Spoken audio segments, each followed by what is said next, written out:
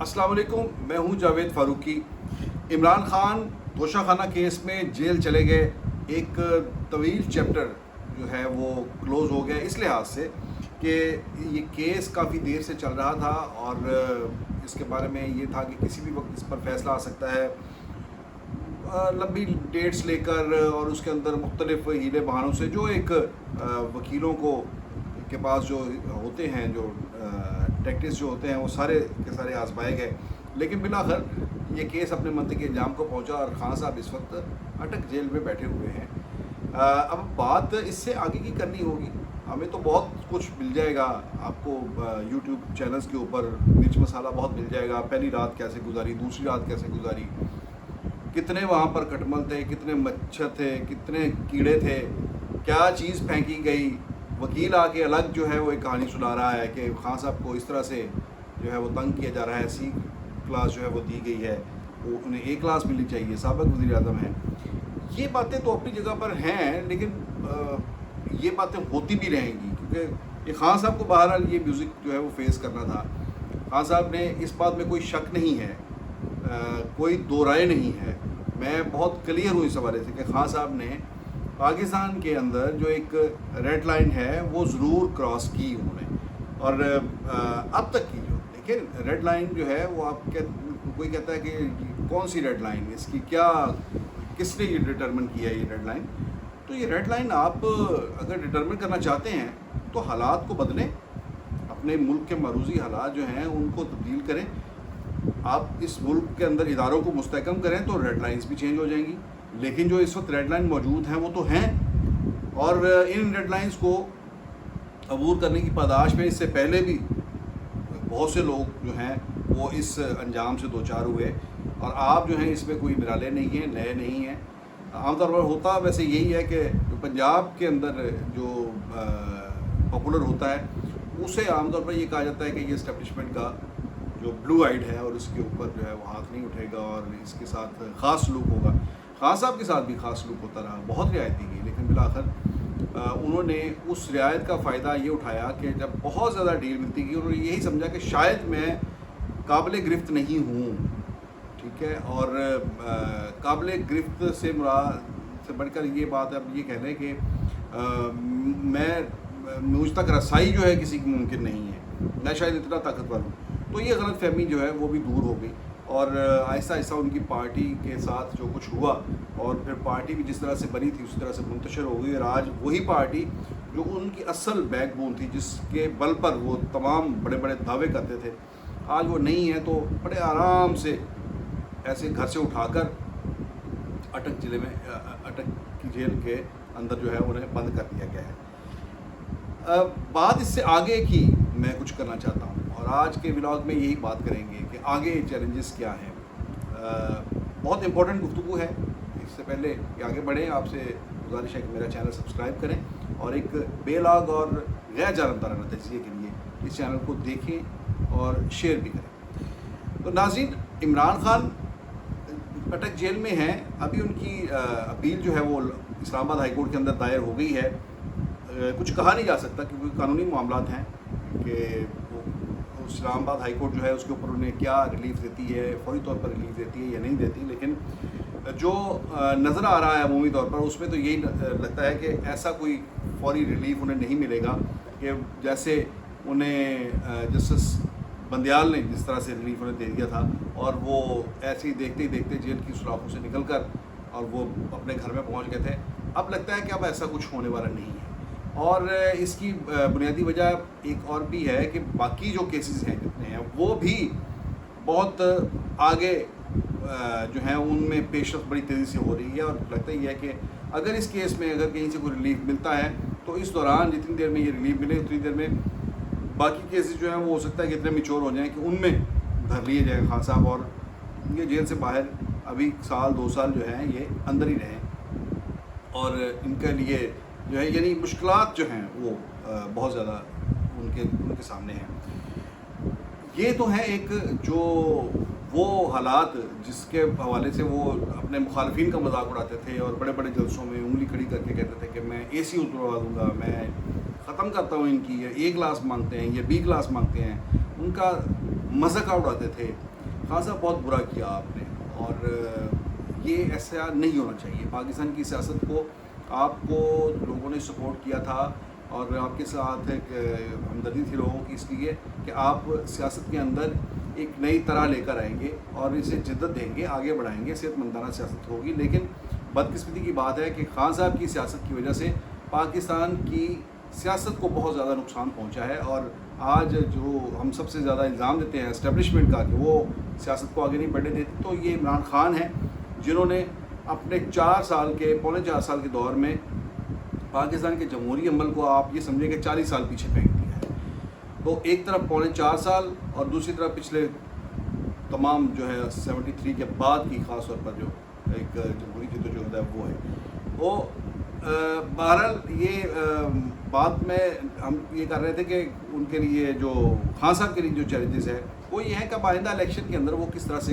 چلیں گے، ان کی پارٹی کیا کرے گی. اب خان صاحب کے سامنے 2 راستے ہیں. ایک تو یہ ہے کہ وہ اپنی پارٹی کو جس طرح سے ان کا ایک مزاج ہے کہ الیکشن کا بائیکاٹ کر جائیں، اور جب وہ دیکھتے ہیں کہ میں نہیں ہوں تو وہ پھر وہ کہتے ہیں کہ کوئی اور بھی نہ ہو. اور ایسے میں وہ شاہ محمود قریشی پر تو بالکل اعتماد کرنے کے لیے تیار نہیں ہے. آج ان کے وکیل نے بتایا ہے کہ انہوں نے کہا ہے کہ میری پارٹی کی جو کور کمیٹی ہے وہ تمام فیصلے کرے گی اور ان فیصلوں کا جیل سے میں ان فیصلوں کی حتمی منظوری دوں گا. تو اس طرح سے انہوں نے اپنا یہ ایک سسٹم جو ہے وہ ایک اسٹیبلش کر لیا ہے، جس کے اندر واضح طور پر انہوں نے یہ بتایا ہے کہ انہیں اپنے علاوہ جو ہے نمبر 2 ان کا کوئی نہیں ہے، اور وہی نمبر 2 بھی ہیں، وہی نمبر 3 بھی ہیں. البتہ یہ ہے کہ کور کمیٹی جو ہے اس کو وکلاء کے ذریعے پیغام رسانی کر کے اس کو وہ چلائیں گے اور وہیں سے فیصلے کریں گے. ایک تو بہرحال یہ بھی ایک سیاسی طریقہ ہے، ایسے ہی چلتی رہی ہیں پولیٹیکل پارٹیز. آپ ذوالفقار علی بھٹو کی پارٹی لے لیں، پیپلز پارٹی، اس میں جب بینظیر بھٹو جب بنی پارٹی کی چیئرپرسن تو وہ جلاوطنی میں چلے گی. تو جلاوطنی میں ہی باہر سے پارٹی کو اس طرح سے چلاتی رہی کہ یہاں پارٹی کی جو سینٹرل ایگزیکٹو کمیٹی تھی وہ میٹ کرتی تھی، یا پھر وہ وہاں پر سینٹرل ایگزیکٹو کمیٹی کی میٹنگ کال کر لیتی تھی اور فیصلہ حتمی بینظیر بھٹو کرتی تھی. اسی طرح سے نواز شریف جو ہیں جب ان کے اوپر بھی اطلاع کا وقت آیا تو یہ بھی پارٹی کو جیل سے چلاتے رہے، اور اب بھی وہ اگر جلا وطن ہے، اب وہ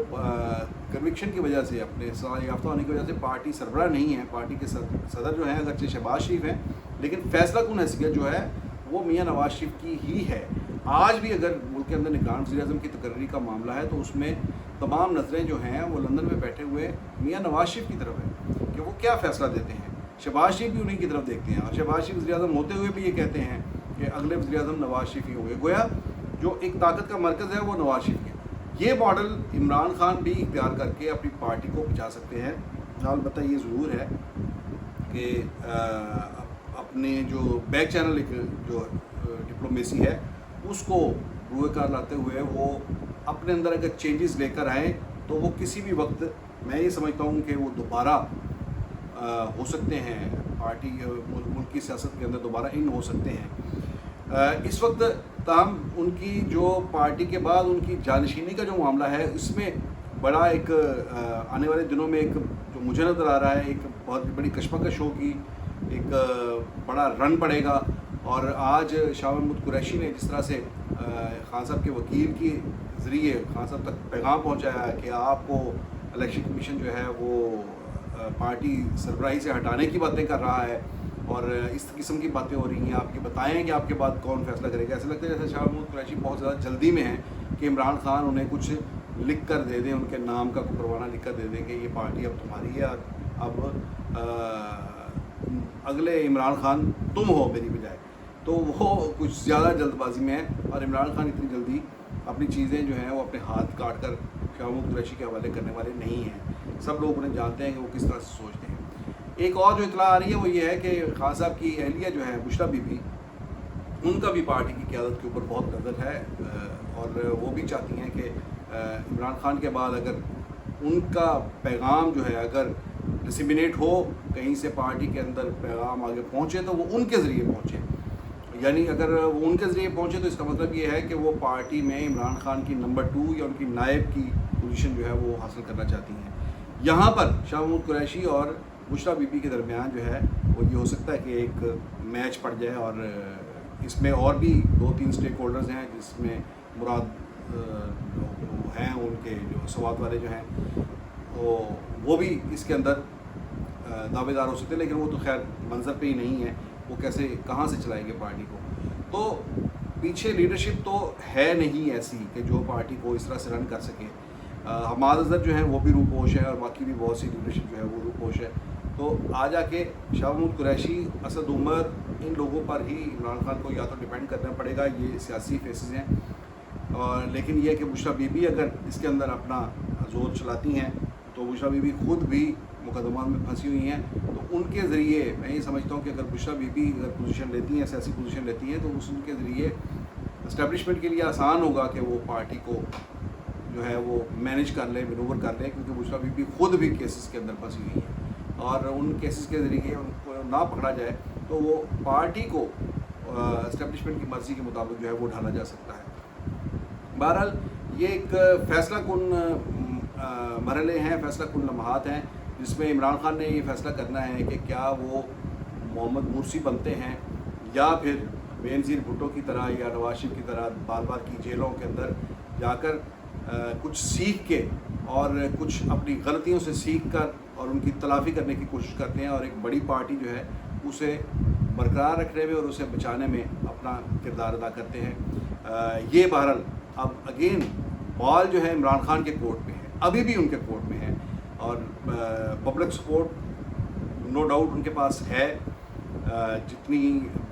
ان کے پاس ہے باقی پارٹیز کے پاس نہیں ہے. یہ نہیں میں کہتا کہ تمام پارٹیز جو ہیں ان کے پاس نہیں ہیں. بہرحال اس وقت بھی عمران خان جو ہے واضح طور پر پبلک سپورٹ ان کے پاس ہے. اب یہ عمران خان کے اوپر ڈپینڈ کرتا ہے کہ وہ کس قدر وہ ایک معاملہ فہمی کا اور عقل بندی کا مظاہرہ کرتے ہوئے اپنی پارٹی کو مزید برباد ہونے سے بچاتے ہیں، کیونکہ یہ اس حال کو بھی یہ پارٹی جو ہے وہ عمران خان نہیں پہنچی. ابھی آج جو شمشان بخاری کی جو آڈیو ٹیپ